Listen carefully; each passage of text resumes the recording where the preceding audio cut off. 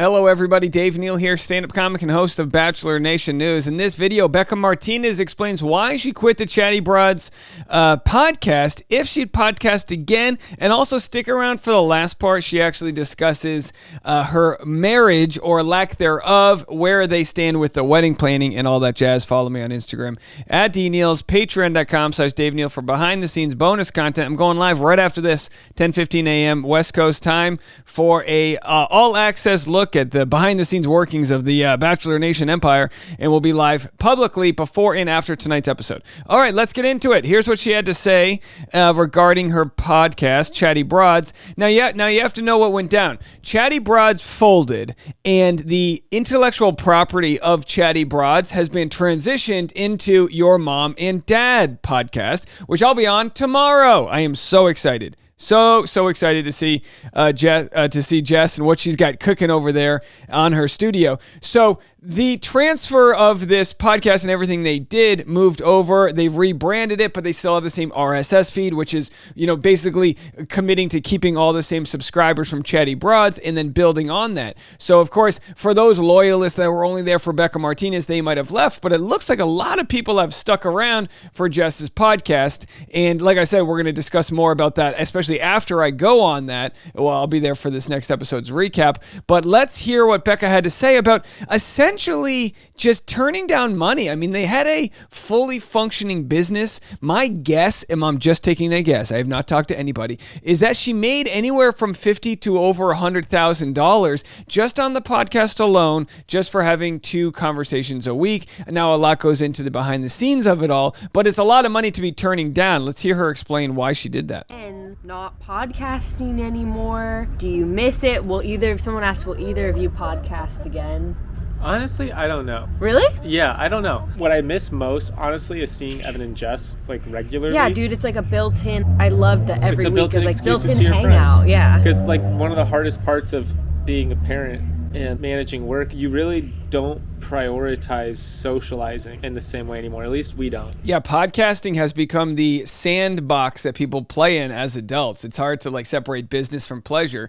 So it's chances are they're just not going to see Jess and Evan as much. Now, Grayson on the left here, he looks like he was held hostage in this video. She's and every guy's been there, a lady, where you're your partner wants to make a video and you're trying to watch the game and they're just come out, it'll take 3 minutes. And 3 hours later, you're oh, this stinks. But anyway, that's the body language. Well, it's just hard to. Yeah, so it was scheduled time to see friends, but it is really nice reclaiming all of that time. Right now, I have no desire to sacrifice that again. I mean, I guess we're doing this right now, but something about it just feels, I don't know, I've first of all, I have to say, Gray, you've been so supportive of me wanting to start doing vlogging and YouTube again. He was my hype man, this is gonna blow up, people are gonna love this. I was well, I've gotten 5,000 views, but I still appreciate the hype. And I do feel, I guess I've realized so much more now stepping away from the podcast that I don't think I was able to give 100% authentically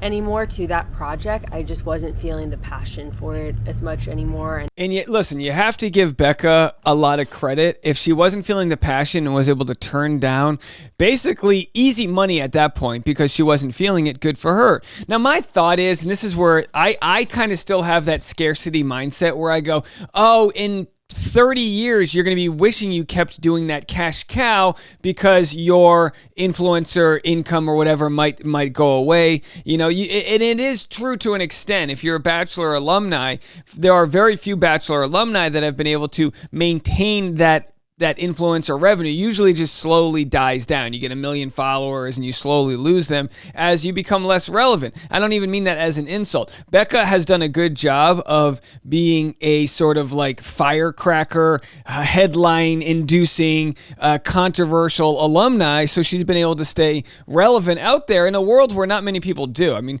she's done very well. Probably the most successful alumni that didn't finish in the top whatever. So good on her for that. And also good on her for walking away from something that wasn't bringing her joy. And that's not really anything personal, shifted. but I just felt burnt out and it just didn't feel like the right path for me anymore. I mean, we were doing 2 episodes a week for 4 years, pretty much without any break. I was tired, and just starting to do this kind of stuff, I just feel excited again. I feel passionate again and refreshed. I think I would love to do a podcast again if I felt called to it. And I'd also love to guest on Jess and Evans. I don't think we feel centered enough to be like, this is what our podcast is going to be and this is what our topics of discussion are going to be. And actually kind of tying into that. Listen, if they do a podcast, they're going to have to get better audio. I'm boosting this as loud as possible. And also the video, and again, not to hate on them.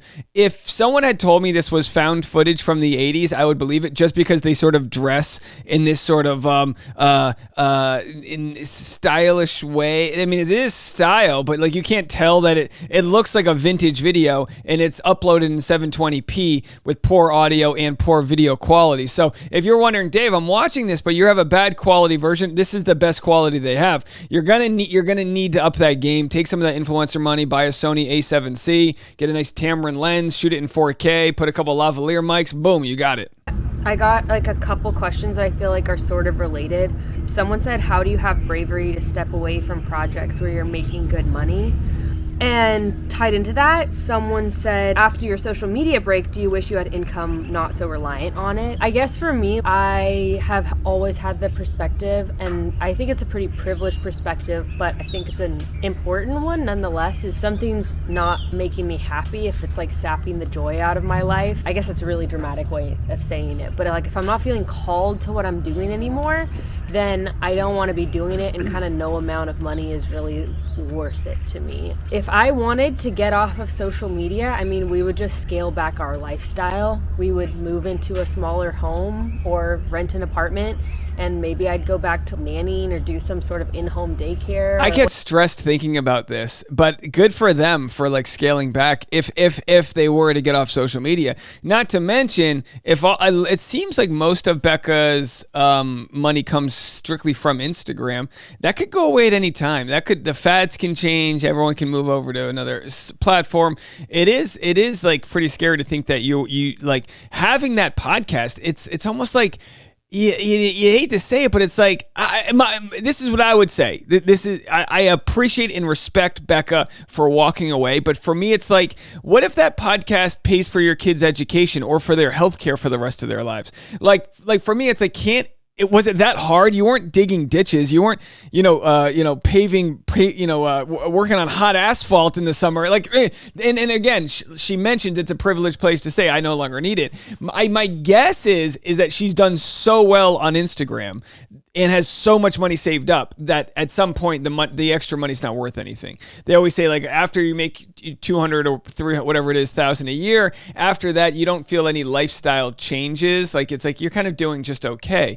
But because the influencer lifestyle doesn't give you any sort of retirement plan, you do need to cash in as much as possible because you don't know how long it's going to last. Whatever, but I don't think I'm quite at that place yet with social media. I'm still enjoying aspects of it and get excited to share certain things, but good money means I can do things, but I'm spending my time not being as happy as I could be to make that money. My time is and how I'm spending it and how much I enjoy it is kind of more important than the money that I'm getting out of it.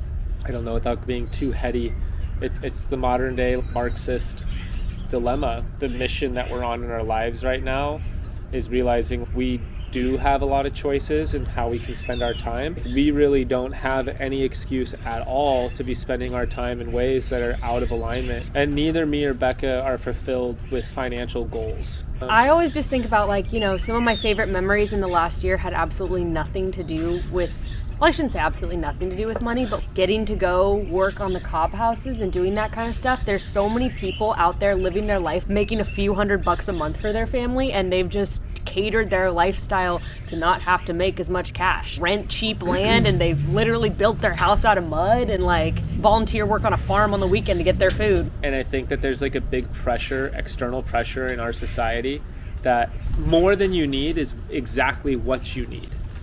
And that if you don't want to have a very high excess of things you just frankly don't need, not just money, just space, private space that you don't actually need, toys, doodad. All right, so no need to keep up with the Joneses, as they're saying, and I respect that absolutely. I mean, I'm kind of the same way.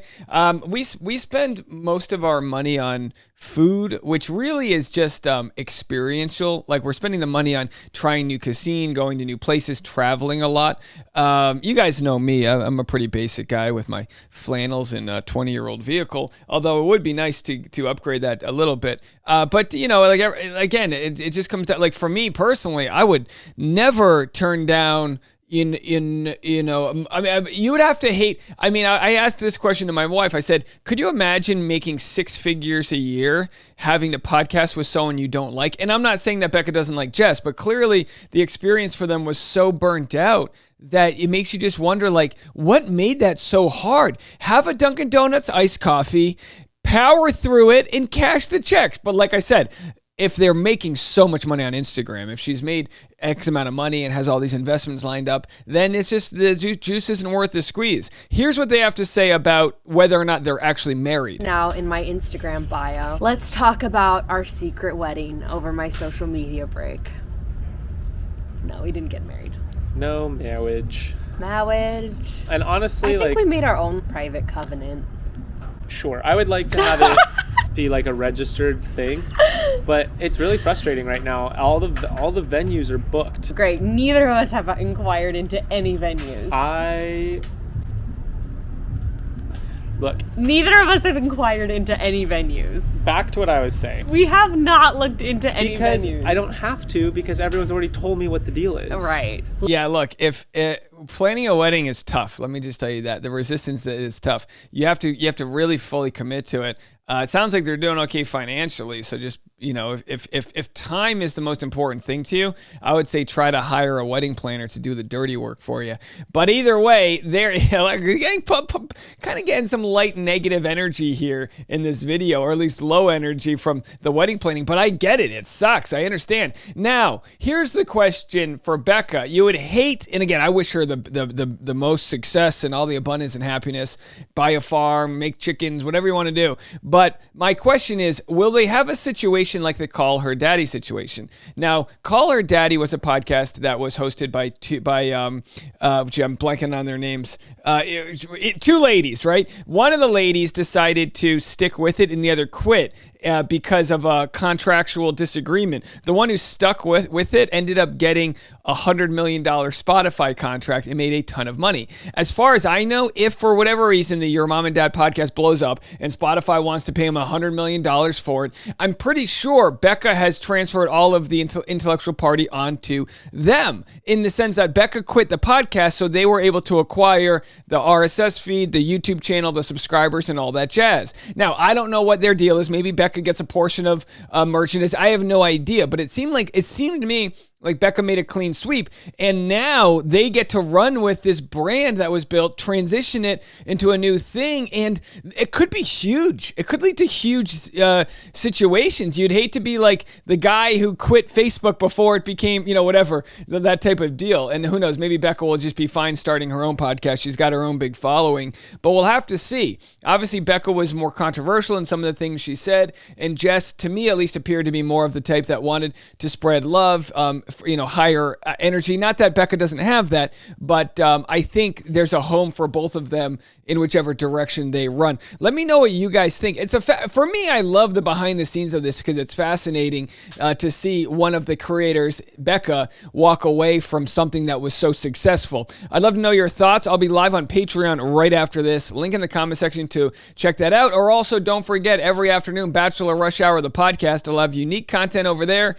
Link in the comment section for that, linktree.com/Dave Neal, or just search Bachelor Rush Hour wherever you listen to podcasts. All right, we'll be right back.